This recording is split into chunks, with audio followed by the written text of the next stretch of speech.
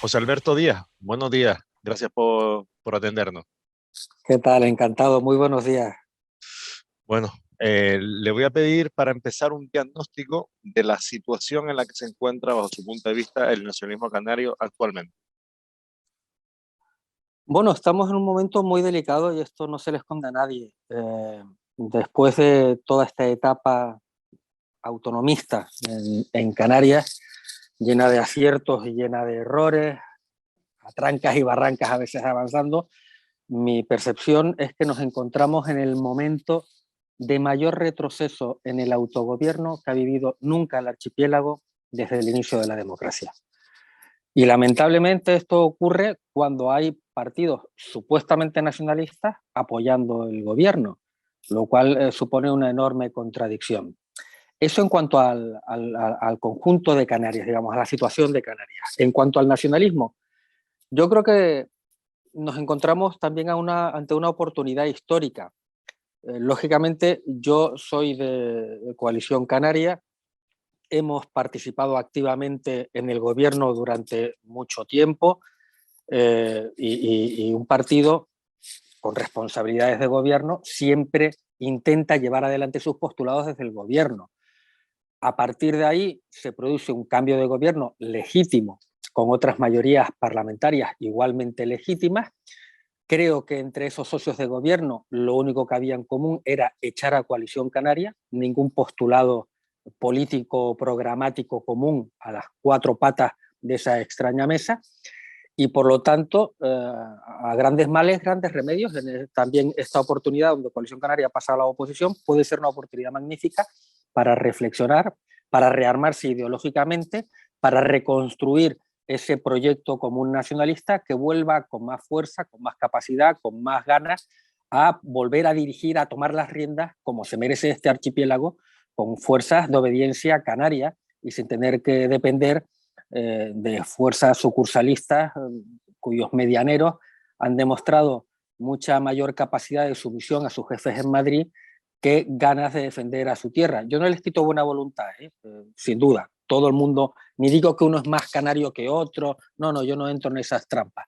Lo que sí digo es que algunos tenemos más capacidad de actuar con una obediencia exclusivamente canaria y otros se deben antes, más y mejor, a sus jefes en Madrid. Ujú.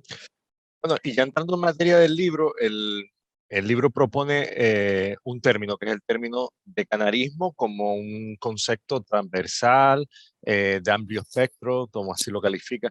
Y yo le quería cuestionar si usted no cree que el nacimiento de Coalición Canaria, ya por el año 1993, fue el momento de mayor realización del canarismo a nivel transversal.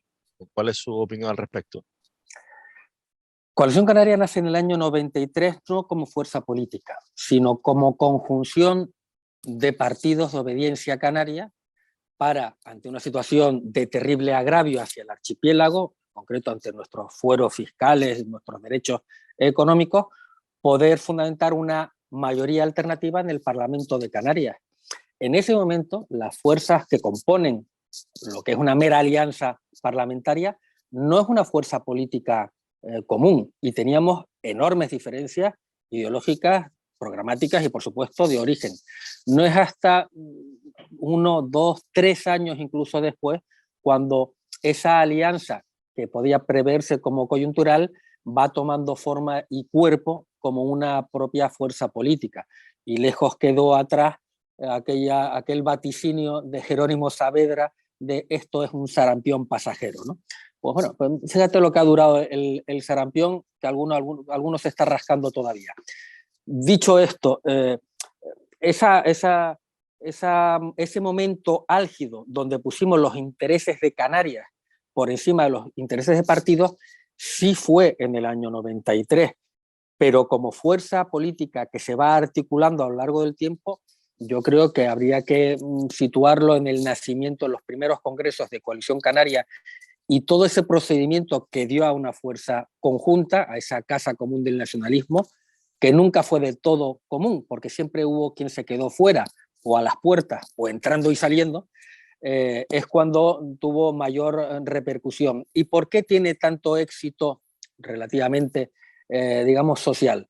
¿El sentimiento nacionalista no estaba arraigado de manera previa en Canarias? No, no es verdad. Lo que sí es cierto es que Coalición Canaria supo adaptarse en su ritmo de crecimiento, en su expansión y en su implantación a la realidad de estas islas, que es una realidad archipelágica donde hay que tener muy en cuenta la realidad insular, y entonces se nos tachó de profundos insularistas.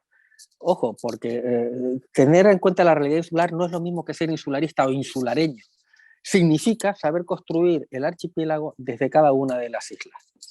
A partir de ahí se construye ese nacionalismo que, insisto, con aciertos y con errores, porque solo no se equivoca quien no hace nada. Digamos, el concepto del canarismo como concepto político, yo tengo que expresar dudas desde el punto de vista personal. Entiendo la canariedad como ese sentimiento conjunto de los canarios que permite, entre otras muchas cosas, articular alternativas políticas. Pero tengo a veces la percepción, y puede que me equivoque, que bajo ese concepto de canarismo, ese concepto político, hay mucha gente que lo impulse de buena fe y hay otra gente que lo está intentando utilizar, patrimonializar, para descafeinar el término nacionalista, que ya no emplean, que parece que les da vergüenza, que les da reparo, que les da repelús decir que son nacionalistas, simplemente para vestirse con una argamasa ideológica que les dé coartada para usarlo como argumento y buscar alternativas de gobierno, de alcanzar el poder, no con el nacionalismo, sino, por ejemplo, con el progresismo. Por eso ese concepto de canarista progresista. Oiga, pero ¿usted qué es antes? ¿Cuál es el sustantivo? ¿Cuál es el sustantivo? Porque si usted tiene su prioridad en los partidos de obediencia canaria, su primera alternativa de gobierno será con fuerzas que tienen eso en común. Ahora bien, si su prioridad no es esa canariedad, la cosa cambia. Su prioridad será pactar desde el punto de vista ideológico con los de su espectro ideológico. Y yo por eso le tengo cierto reparo, insisto, sabiendo que hay mucha gente de muy buena fe que lo intentan como una casa común de todos los que piensan parecido, sé que hay algunos que lo utilizan exclusivamente como una coartada ideológica para alcanzar mejor posición de toma de poder.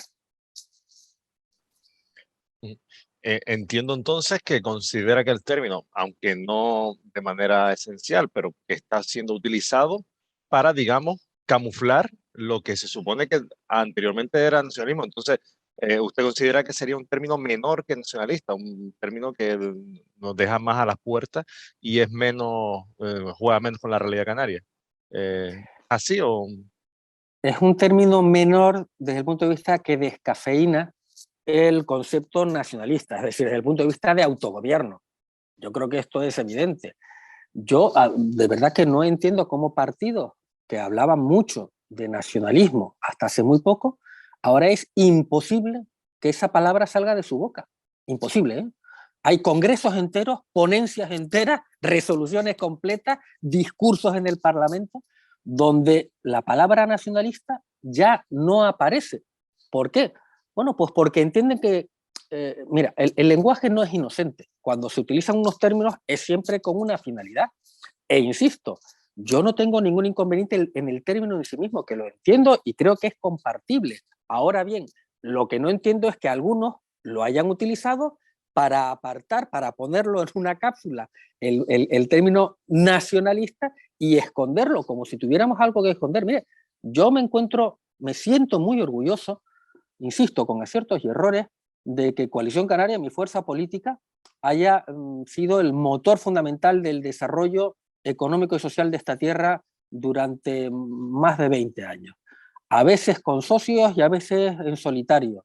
A veces con gente que ha abandonado el proyecto político y ahora con gente que se reincorpora al proyecto político.